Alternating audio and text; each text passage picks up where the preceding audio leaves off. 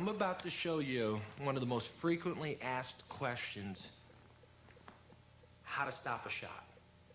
Most people say, oh, how do you shoot? How do you take a guy down? But on the other side, I get a lot of people ask me, well, how do you stop a shot? Well, if I got a guy shooting on me, how do I stop it? Well, I tell people, if I'm shooting on you, highly unlikely you're going to stop it, but you can stop the shot. There are a lot of techniques that you can utilize. I've never been taken down, and I have a lot of confidence in my ability to stop someone from shooting on me, and I have a lot of confidence in my ability to take someone down. I'm going to show you basic fundamental principles behind how to stop a shot. First off, you got to understand that I have a couple different lines of defense, and it varies some in NHB because in wrestling you're a little more leaned over, you have a lot more body contact, and you're in a lot tighter. For NHB, since you're into kicking and punching, there's a difference in space, and that space difference is what's going to be utilized to your advantage to stop the shot. You have to understand a couple different principles too, is that from a lead leg, whatever lead leg that you have out in front is it's the closest point to the offensive man or defensive man. So you have to understand, if I'm taking that lead leg away from him, I am making it a lot more difficult for him to shoot on me. That's the first principle. The first principle is that if he's going to attack me and I'm walking this lead leg towards him, I'm always shortening the distance for him to attack me. So the easiest basic thing you can do, one way to prevent a takedown, is if I am here, I'm walking my lead leg away from him. I'm walking it away from him, circling it away. Now, if he wants to attack me, it makes it a lot more difficult for him to attack me because I'm constantly taking that lead leg away from him. It's a really simple concept, and you can play around with it, and you'll get to understand what I'm talking about. He's chasing me. I'm not bringing it to him and making it a lot easier. Even if I'm outside of his punching and kicking range, if I'm still walking towards him with my lead leg, it's making the distance a lot shorter. It's going to let me have another second reaction time if I'm walking that lead leg away from him. And then I showed you some different variations when I'm attacking. Now I'm going to show you some variations that you can do when you're on the defense. The first principle, like I said, is walking that lead leg away. The second principle of defense is that I'm going to use my hands to slap his hands away. Just like if you're punching, that you see wax on, wax off, and it sounds kind of corny even to say, but if he threw a punch here, I would deflect the punch away. And it's the same thing if he attacks my leg, I'm going to deflect the punch away by just taking my hand, and it's called a down block. I take my hand if he attacks me and I down block it. If he shoots a double on me, I down block and I just block one. And what I want to do is I want to take my lead leg away from him. Because like I said earlier, in the fundamentals of takedowns, is that I'm trying to capture his front leg. My primary objective is to take that lead leg away. And in the process of taking that lead leg away, I snap my hand down and I move away from him. So if he shoots a double on me, he's trying to capture this leg, I take that leg away from him. Because over the years I kind of developed a really good sense of when someone's going to shoot on me, I can do it casually. I can take and pull that one leg away, and I can still maintain a good sense of balance and movement and awareness. But when you're just starting out and you're starting to understand what you're trying to prevent him from doing, you have to really overemphasize a sprawl, it's called. But I use a sprawl and a down block in combination together. If a guy attacks me and he shoots on me trying to capture my lead leg, I take my lead leg away, I block his hand, and I block his other hand. Now I'll turn him this way and I'll show you. When he attacks that lead leg, I block his hand away from me and I pull that leg away. As long as I can do that and block those hands away, if he can't grab my leg, he can't take me down. It's really fundamental and it's really basic. But it's very important that you understand the principles of what he's trying to do. And if you understood the fundamentals of the takedown, you should be able to adapt these defensive positions a lot better. So when he attacks me, I'm blocking here and I'm taking my legs away from him. And it really works well even if he attacks one leg. If he just attacks with this hand out here, I just snap it away and I take and block him. It's really, really simple and it's really effective. But you have to understand that I'm walking that leg away from him, and also when he attacks me, I take and snap it away, and I'm just in so much better position. It makes it really hard for him. Even though that he can close that distance relatively fast, it still makes it really, really difficult for him to even get close to my legs. And that's the first line of defense. Second line of defense that you have, if you do get in, if he does get in on a shot, is you have a full-out sprawl. And one thing that you have to understand about a sprawl is that when I am doing this, I literally drop my weight on him. And when I drop my weight on him, I'm dropping it as hard as I can, weight all the pressure right on top of him, and at the same time, I'm spreading my legs out so I can maintain my balance. It's really important that you maintain your balance in this position. So when I drop my weight down, I'm not just squatting down, I'm squatting and I'm pushing my legs down. And also, I'm pushing down on his head. I want to keep him out of this position. And the fundamentals that I showed you is there's a groove that you fit in here. I want to knock him out of that groove. And by knocking him out of that groove, he becomes weaker, I become stronger. And that's what I want in this position. I want to make myself feel like I weigh 10 tons. So when I push him down and I sprawl back, I sprawl and I spread my legs out. And from this position, it makes it really hard for him to be offensive. Really hard. So when he attacks me instantly, I'm on his head and I'm spreading my legs out. So he shoots a double here, I'm automatically here. I'm automatically spread out, pushing his head down. Now I start to gain control. But from here, you have to understand that I weight him down, and I am square with him. A lot of times what happens is when I see different people attack, is that they get off balance, and they'll give them one hip or the other. Real slow, Tom. When they're in here, they'll turn here, they'll give them a hip, different ways, and they won't sprawl square. And when they do that, it's really easy for him to just chop me here and knock me off balance, or chop me to the other side and knock me off balance. It's really easy. When you sprawl, I need you to sprawl square, all your weight down, and your legs spread now. You can't sprawl with your legs together like this because it's still really easy for him to knock you off balance. Get on his head, sprawl out. Put my weight on him, push his head down. That's the beginning of a good defense. And when you do it instantly. Your reactions aren't hesitation. Your reactions have to come natural. You can't think about it. The second that I feel his attack, I sprawl automatically. If I miss the down blocks, come into the next part of my defense, is I sprawl. Hips square, legs come out, sprawl hard, make myself feel as heavy as I can. It's good technique, good principle. From this position, when I sprawl back, like I was saying, is I make my hips as heavy as I can, I spread my legs out, I control his head. What I want to do is I want to stretch him out. I want to get him as long as possible. If I stretch him out, he has little or no strength. So when I'm pulling him back, if he wants to hang on, he can hang on, but I keep stretching him out. He becomes weaker and weaker and weaker the further he gets out. I took his head from here, and I pushed it to the center of my legs. I'm in total control right here. I'm in absolute control. Now what happens here is there's a couple different things that I can use.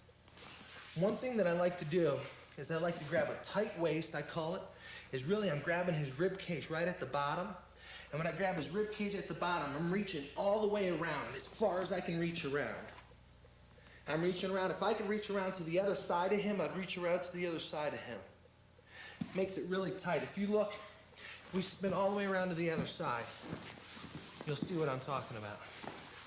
Is I take this hand and I reach all the way around to here, if I can. The whole while, this whole time, he's still trying to take me down. But what I've done is I've taken his double leg attack from here, and I push his head to the inside, I sprawl back. See where my legs are and my hips are? All the weight's on his shoulders right now.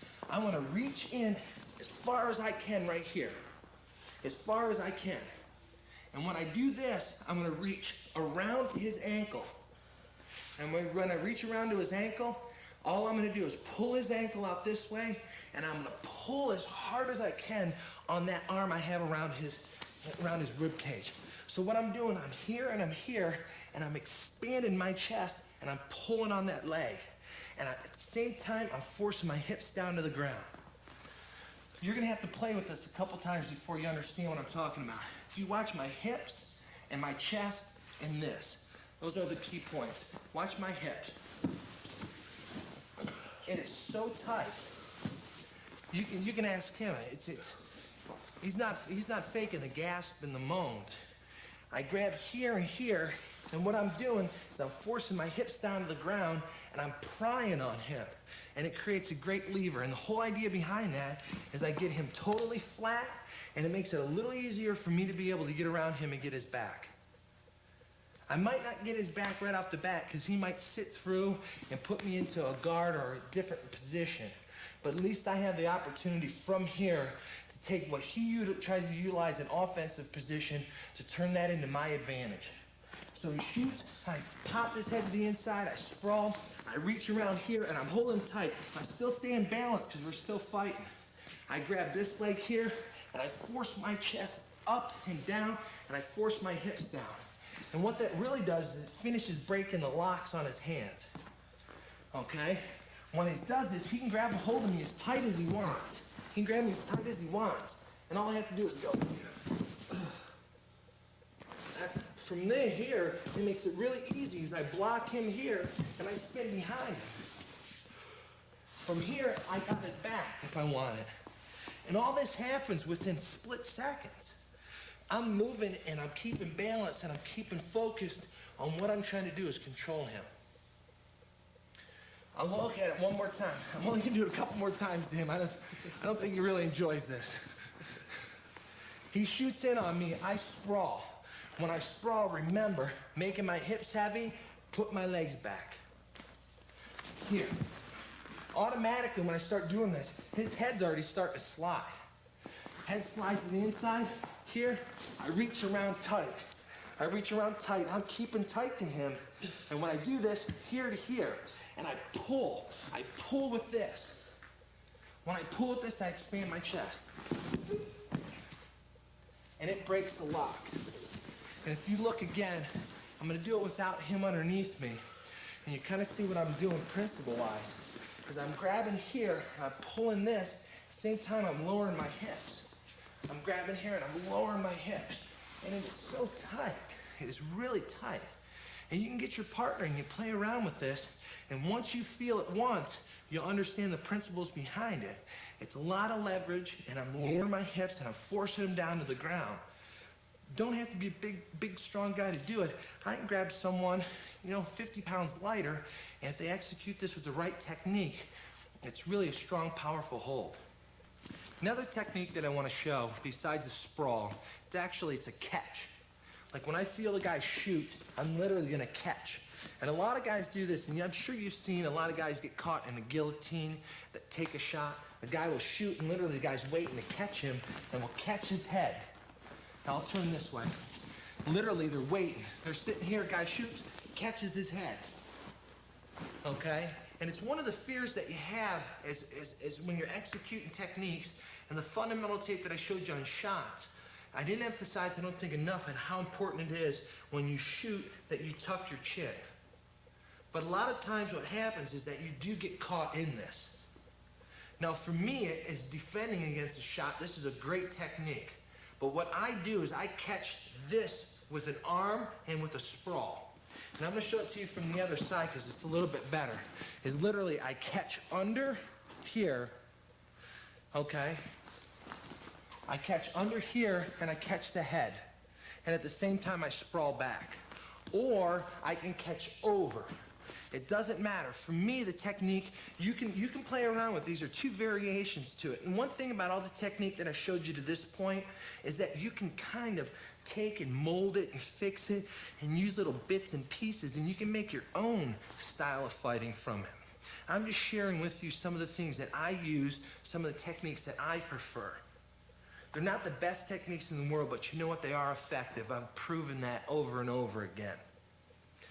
One technique that I like here, like I was saying, is I like the front headlock. Now, most people call it a guillotine. A guillotine is this, with no arms in it. A guillotine choke. And I'm sure that you've seen that executed a couple times. What I like to do is I like to catch. Literally, the guy shoots, I sprawl, and when I sprawl, I catch him. And when I catch him here, I sprawl back and I pull him down. And when I pull him down, I'm keeping my legs away from him. Okay? Now what I was saying is you can catch under here or you can catch over. Usually if you catch under, you stop him from grabbing your leg, which is an advantage. But it's not such a disadvantage to have yourself over his arm and under his armpit. And when I catch him, I'm going to put him in this part of my shoulder. We'll spin around here. You can catch him right here, like this. What I like to think about is I'm going to keep my shoulder right here in the center of his back. Now, it might seem like I'm giving him a little too much arm because in here there's something called a sucker drag that you have to be careful of. If Tom was catching me here, I have a sucker drag that I use to come out, okay? And that's one thing that you have to be careful of. So me as being the defensive man, I'm totally aware that, man, he might know this drag. So what I'm going to do here is I'm going to protect by keeping my shoulder in the center and keeping my hand cupped on his chin. My shoulder's here, and I'm catching underneath the armpit. Now I want to get up off of my knees, and I want to get on my toes. And from this position here, I can use a little spin behind. I can pull him forward and spin behind, which I showed. You can utilize that. Or a technique that I like to use is I like to do a choke from here. And the choke can include the arm. It doesn't have to. And the way that I shake him up a little bit is right from this position here, I lock. And if you look, if Tom turn this up a little, turn this like this here so you can see. When I lock with this arm here as a blade, and I lock here with my hands, and I lock and I pull it tight. I pinch my elbows together, and I have my head and my shoulder here, right, the crooks of his neck, and I have my head right here on his side. What I like to do from this position here is I'm going to turn around so you can see. We keep moving around here. You'll enjoy this. This is a good choke. I have my shoulder buried here, my head here, my hands barely locked, okay? And what I like to do here is I like to take this leg, shoot it under, and this leg and throw it over. And when I do that, I roll them all the way through. Here. And right from here, what I need to do is I need to hip up. And what I mean by that is if I just did a cross leg here, I'm going to scissor my legs here, and then I come up on top. But I don't want his body to move. I just want to come up on top. And when I come up on top, I'm in really good position to choke now because I'm just going to roll up on top of him. And it can get tight. Now I'll show it to you again. But you have to understand this is really an advanced technique. And you have to be able to execute this instantaneously, and that comes with a lot of practice. And it's not hokey pokey, it's a good hold if you utilize it and understand the fundamentals behind it. I'm trapping him here, and when I trap him here, I'm going to lock down. I'm keeping my legs away from him. My primary responsibility is not to let him take me down. Now I'm in a position where I might be able to capitalize, and I might be able to finish the fight. So I'm going to lock this across his jugular, and I'm going to lock this as tight as I can and pinch my elbows together. When I pinch my elbows together here, it makes that lock really tight. What I want to do is I want to slide this leg under, this leg over. And at the same time, I'm going to control the roll right here. When I get to this position, I want to hip up. And what I mean by that is I want to take my hips and I want my pelvic to be pointed to the ground. So from here, I hip up. It tightens that lock up. And when it tightens that lock up, I want to come up on top.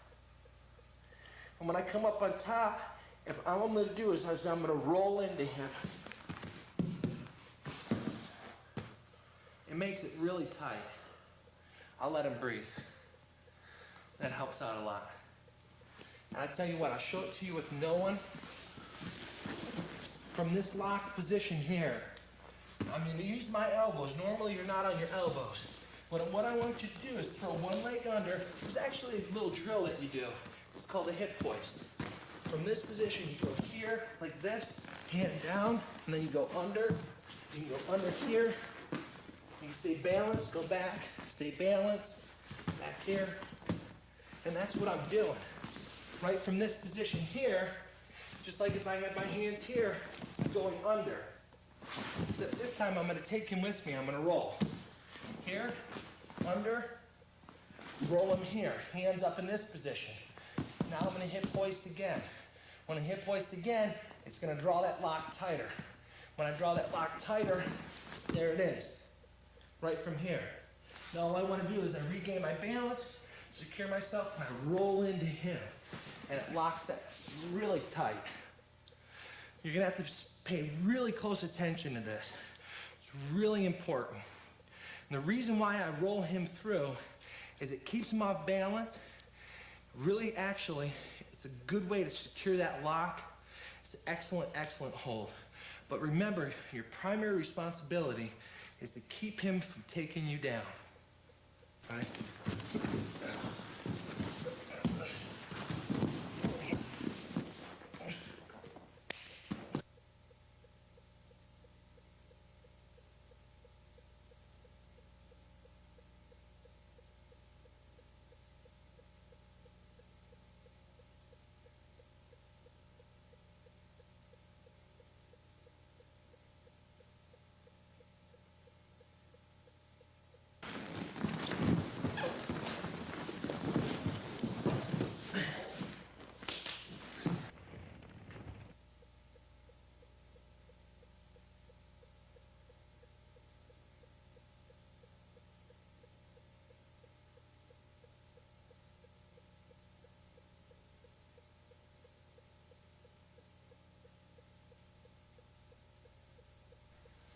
In the process of learning NHB, I've incorporated into my whole genre of stuff, kicking and punching.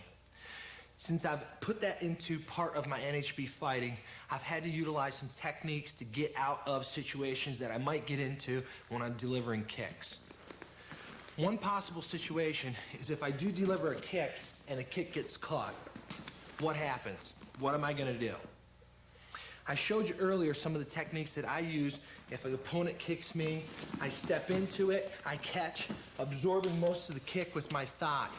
And when I catch, I finish the technique, and I showed you what I do to take him down. Now, I'm going to show you the counter to it. If I kick and he catches, okay, one thing that I totally have to be aware of right off the bat is my balance. I'm going to hop around here. I do a little drill. And the drill that I do is I have a guy grab my leg, secure it nice and tight, and he'll drag me around, and I stay balanced. I just stay balanced. Balance, he can drag, push, and pull. I can grab a hold of him, and I gotta stay balanced. I have to be able to maintain a level of balance in here. If I can't even do that, I'm just way behind in the game. My balance in this position is improved by making him part of my balance. It might sound silly, but what I do is I pick a point. It's this leg here that I'm going to make the leg that's off my ground feel like. So I want to hook him and make this leg my point of balance. So it's just as if I had both feet on the ground. That's the first and foremost important thing. I deliver a kick, he catches it, now I have to stay balanced. I don't want to go to the ground and get in a scramble. I'm going to utilize this position to capitalize, and I want to turn it into an offensive position for me. One thing that I do is I come tight to his body. I want to come tight to his body. And if you notice what I do is I hook my foot behind his. That helps keep my balance. From this position here, I can do two things. One is I can escape or I can turn it into offensive position. And like I've been reiterating over and over again, I much rather take a position that I'm in and try to utilize it to an advantage for me. From this position here, I'm using this as a balance point. I want to rotate this foot to the inside and I want to hook it. And the whole time I'm staying close to him. When I rotate this foot to the inside and hook it, I'm going to use this now for an offensive position. You can let this go and I'm going to show you what I'm going to do. Is I'm going to hook with my foot inside here. And at the same time, I'm going to secure this arm. And watch what happens. I secure under his armpit and I secure on his wrist. And when I do that, I can turn this into an offensive position. Because from here, I'm going to take him down. And it works really well from this position here. Kick, he catches. I come close and I fight this inside. Now, some people might want to strike or punch. That's secondary. My primary thing is I don't want to get taken down. I want to take him down. I hook under his armpit. I hook and lock his wrist as tight as I can. And then what I'm going to do is I'm going to use this as a lever. And all I'm going to do is roll. All I'm going to do is take a hop step forward with this, and I'm going to roll to my back. At the same time, I'm going to flip him. So I take a hop step here, and I roll him, and I flip him. And from here, I can recover up. There's one lock I can do with his wrist here, but more than likely it turns into a scramble. Who's in the better position now? I am. I'm in a position here where I can come up. I already got the arm trapped. Because that arm's trapped, I can utilize strikes. I can come across and do my finishing holds from here. I can do a variety of things. It puts me in a better position. It takes something that potentially could have been a bad position, turns it into an offensive position for me. And that's what I try to do at every position that I'm in. I try to take advantage of it. And that's what I think is unique about what I do, is that I don't want to get away. I want to try to utilize every opportunity I can to put myself in a position to either submit through a choke, an arm lock, or submit through strikes. Remember, the important points of this are, when I kick, if he does catch it, I have to close the distance down. When I close the distance down, I'm underhooking here. Actually, it's overhooking. I'm going to overhook. I grab him in the armpit. I slide down. And if he insists on holding on to the leg, I'm going to take him for a ride. And most times not, the guy thinks that he's in a better position here. He thinks that he's going to finish the hold. The most important thing is when I lock onto this wrist here, when I lock onto it, I have to secure it. Because without this, it's not going to work. I'm just going to flip and fall right on my back. I hop. When I hop, it's to get leverage to pry with my leg. And literally, I can do this here. If he's not, don't fall down. If he's right here, literally, it's the same thing. If I was here, I can still use what I have here in my leg to pop enough leverage to get him to go over. I can set him right here on top of me, and I can pop him and he'd go over right from here. That's where the leverage comes from. Now you just imagine, we'll show it in a little faster speed what happens, is that if I kick, he catches here, I bring him in, holding this here. When I hop across him, I can use a lot of leverage and really pop him here. When I come into this position, I have to improve right away. And like I've been telling you over and over again, you have to be nimble and mobile on the ground. You have to be able to move, and you have to be able to keep your distances tight. From here, like I said, you can come up and you can crunch a wrist because you have a good end point. What I like to do is I like to fold my leg underneath and trap. When I trap his arm, it's pretty tight. I sit back on his arm. He can come into me and do whatever he wants to do. I'm in control. I just took one of his arms away. He's not punching, he's not doing anything. Now I can administer as many strikes as I want in order to get him to submit.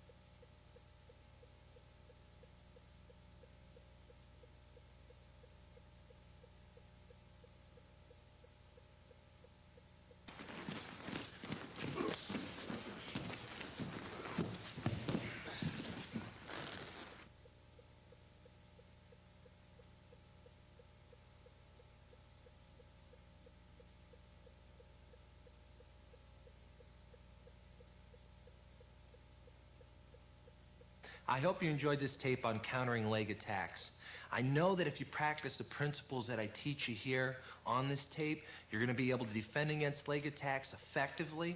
You know they're going to shoot on you, and you know they're going to attack your legs, but if you apply these principles and you practice them, you're going to be able to stop it, and you're going to become a great master at defending leg attacks.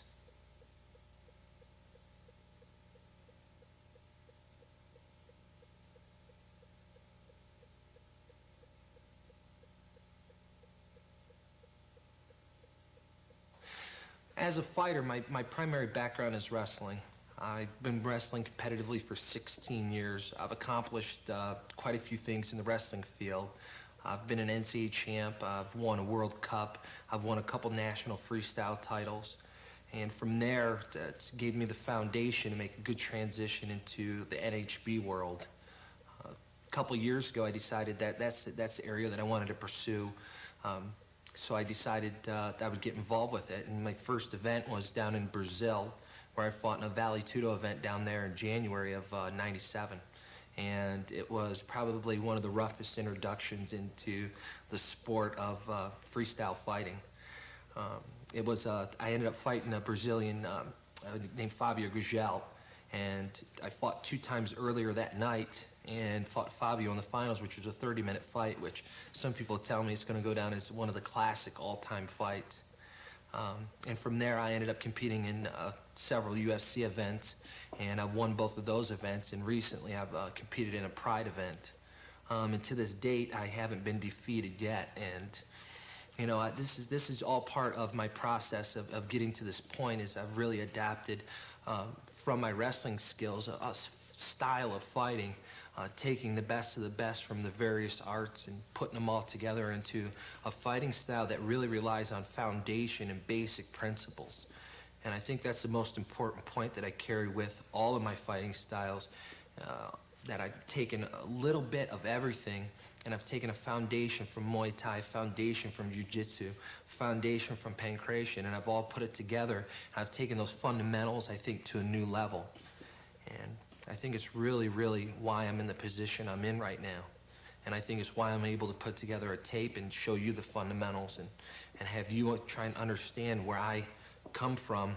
And I come from a very basic background, nothing really fancy. I believe that for you as a fighter to reach the top level, as any individual, it takes a lot of dedication. And you hear people say it over and over again, and it takes dedication beyond what you know that you have inside to give. I look at myself, and every single day I try and get better than I was the day before. I try and learn something today that I didn't know yesterday. And it sounds like a hard concept, but you know, every day you have to expect a little more out of yourself and a little more out of yourself. And if you do that, every day you become better and better and better.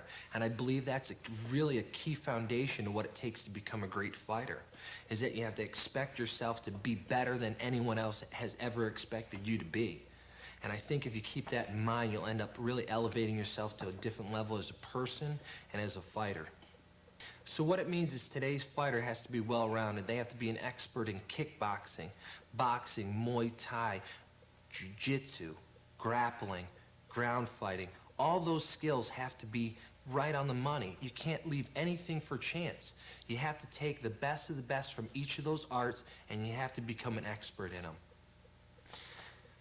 My future goals in the sport are to definitely leave a mark on it. I want people generations from now to look back and really reflect on me as a person and say that I brought the sport to a new level. I gave something to the sport that hadn't been given to it before. And like I said before, being an expert in all those areas and putting it together and developing your own style is going to leave a mark in history. And because martial arts is thousands of years old, I want to be part of that heritage. I want to take it to the next level, and that's the mark that I want to leave on it. I really believe that the sport's going to continue to evolve, and it's going to continue to grow. And with that growth, you're going to find a new evolution of fighters 5 years from now, 10 years from now, and generations from now. And I know that I will have a place in history, and I will have a mark on that evolution.